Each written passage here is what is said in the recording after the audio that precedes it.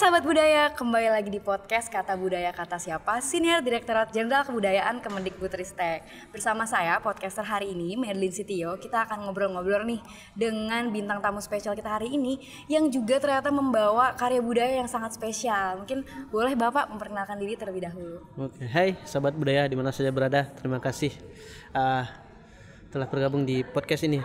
Perkenalkan, saya Syukri, Kepala Bidang Kesenian, Sejarah dan Nilai Budaya di Kota Saulunto, Provinsi Sumatera Barat.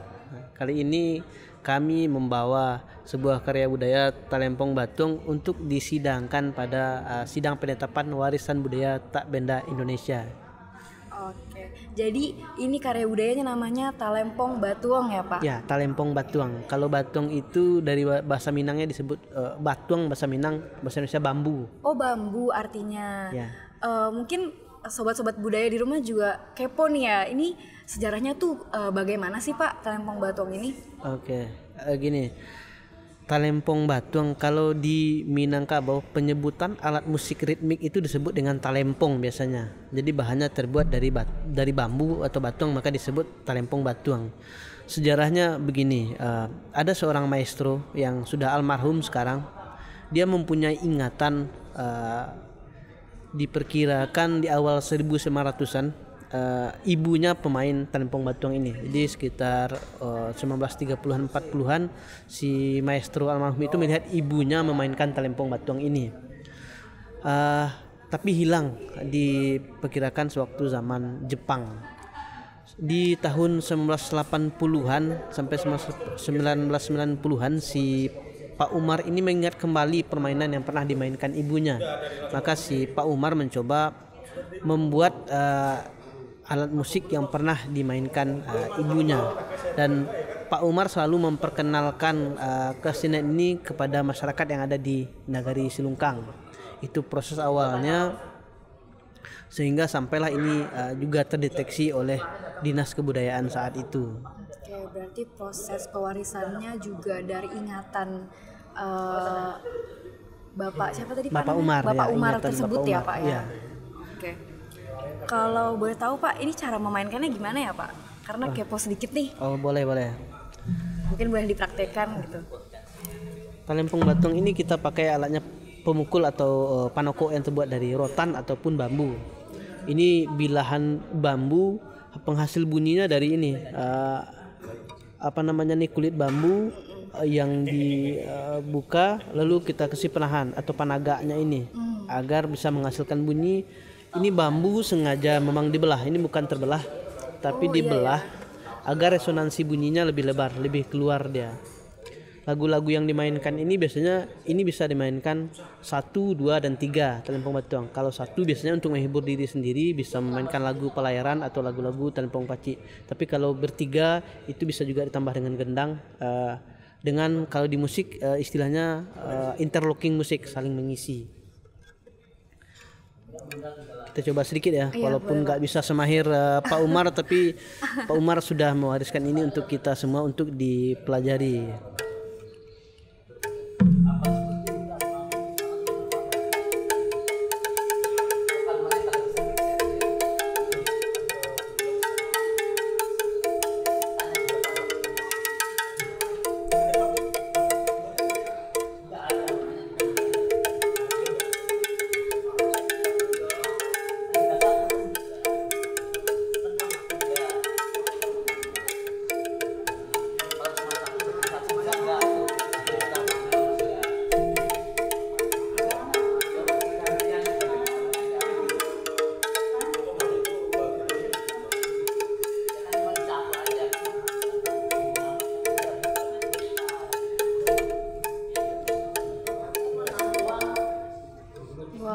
Ini alunan musiknya tuh khas sekali ya Pak? Iya. Apakah ada filosofi tertentu nih Pak untuk setiap alunan musik yang dimainkan oleh Talempong Batuang ini? Ada, kalau menurut si senimannya ada lagu-lagu tertentu yang dimainkan sesuai dengan kegiatan-kegiatan tertentu. Tapi karena kegiatannya udah mulai kurang, ini dipertunjukkan lebih ke acara-acara kesenian masyarakat, misalnya kenduri atau barale kayak istilah di situ, atau kegiatan-kegiatan festival warga lainnya itu yang dimainkan. Kalau dulu ada pada kegiatan-kegiatan tertentu. Seperti apa Pak kalau boleh tahu? Di situ dulu ada ceritanya, namanya Marungwih. Marungwih itu kejadian meratapi harimau mati. Harimau itu biasa mengganggu atau merusak tanaman-tanaman di kampung. Jadi masyarakat sekitar membuat perangkap untuk harimau ini. Buat perangkap. Jadi ada harimau yang terperangkap dan mati, itu diratapi. Diratapi itu namanya Marungwih. Marungwih itu menggunakan ini juga, pakai lagunya dendang Ratok Tuo. Pesan yang disampaikan pada Marungwih itu adalah agar si harimau-harimau lain tidak melakukan hal yang sama, karena hutang berbayar atau hutang babai ya di bahasa Silungkangnya. Jadi setiap apapun kesalahan akan ditimbang, hutang akan dibayar. Jadi dilakukanlah kegiatan Marungwih untuk mengingatkan ke harimau-harimau yang lain agar tidak melakukan hal yang sama, perusakan kah, memakan hewan ternak masyarakat. Ya, ini dibawakan dengan Marungwih itu. Oke. Kalau untuk yang memainkannya sendiri nih Pak, seniman yang memainkan atau orang-orang yang mau memainkan alat musik ini, itu apakah ada syaratnya Pak? Misalnya kayak hanya boleh laki-laki di atas yang sudah dewasa atau gimana Pak? Kalau dahulu untuk genre pemain bebas, tapi memang untuk belajar memainkan ada syarat-syarat tertentu, seperti misalnya membawa beras atau membawa sesuatu untuk guru sebagai itu imbal jasa guru melatih. Tapi berkembangnya saat itu memang masih di lingkungan keluarga maestro. Misalnya kemenakannya anaknya. Untuk saat ini pewarisnya anak dan cucunya. Untuk maestro pembuatnya itu kemenakan dari almarhum Pak Umar. Kita dalam upaya pelestarian pernah menampilkan Pak Umar 3 generasi itu di Solunto International Music Festival di Solunto. Pak Umar, anaknya dan cucunya. Itu sajian yang menarik, bahwa itu upaya pelestarian tingkat keluarga yang dilakukan di sana. Oke. Lalu Pak, setelah ditetapkan nanti begitu Pak, apakah ada rencana lebih lanjut terkait Talempong Batuang ini?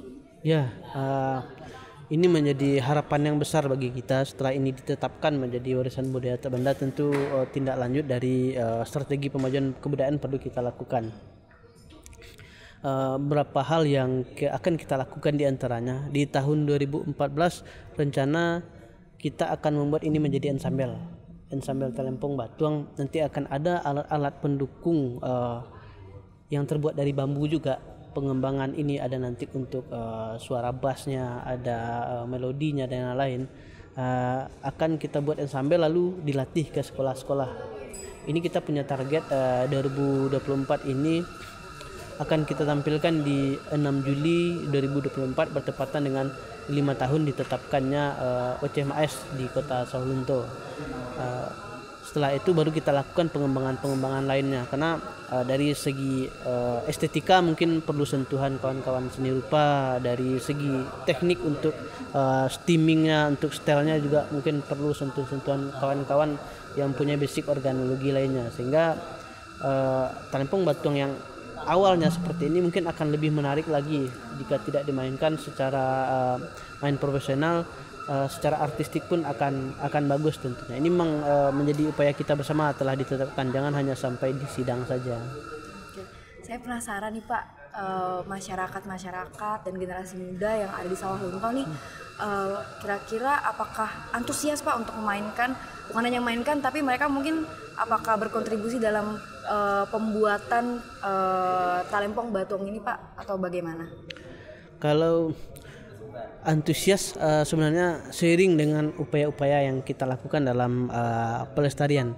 Untuk masyarakat Nagari sendiri, ini masih Nagari bukan kota, sudah antusias, sudah dicoba mewariskan untuk membuat Talempong Batuang ini. Bahkan kawan-kawan di situ pernah berencana untuk membuat yang mini sebagai cenderamata agar bisa ini terus lestarikan. Ya, upaya-upaya kita tadi ini juga menjadi ketertarikan bagi kawan-kawan di luar kota Solunto. Pernah mengkaji Telempong Batuang ke Solunto dan menjadikannya bagian dari musik-musik film Minangkabau, musik pengiring film. Karena kekhasan bunyi tadi, tidak bunyi konvensional seperti bisa kita dengar ada piano, gitar dan lain. Ini mempunyai khas untuk musik-musik suasana di musik film. Kita udah mau selesai nih Pak, pertanyaan saya yang tadi udah banyak nih ya. Udah hampir sedikit lagi nih Pak. Kira-kira dari Bapak sendiri apakah ada pesan-pesan nih untuk sahabat-sahabat budaya di rumah yang generasi muda terutama ya Pak, supaya mereka lebih berkontribusi lagi di perlindungan kebudayaan gitu Pak? Oke, mungkin pesannya begini untuk sahabat budaya di mana saja. Yuk kenali Telempong Batuang ini. Ada hal-hal atau nilai-nilai luar biasa yang bisa dikembangkan dari Telempong Batuang ini. Melalui Telempong Batuang bisa melahirkan karya-karya luar biasa lainnya. Tidak tertutup kemungkinan ini bisa menjadi musik konvensional yang bisa digabungkan. Untuk Direktur Perlindungan tentu yuk tengok kami ke Solunto, jangan biarkan kami sendiri yang melakukan pelestarian ini.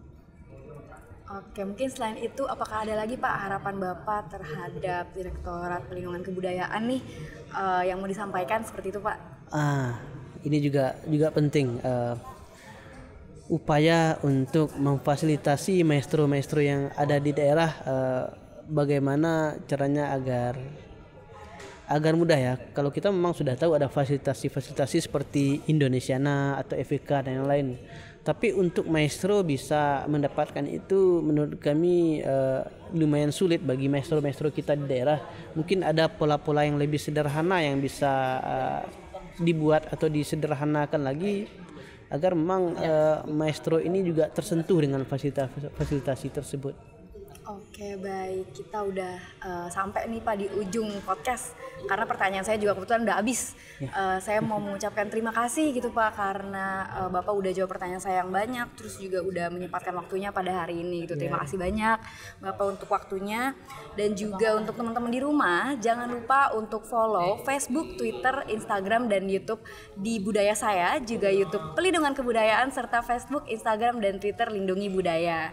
Jangan lupa untuk lindungi, kunjungi dan wariskan warisan budaya Indonesia. Sampai saat ini di podcast hari ini, sampai jumpa di podcast berikutnya.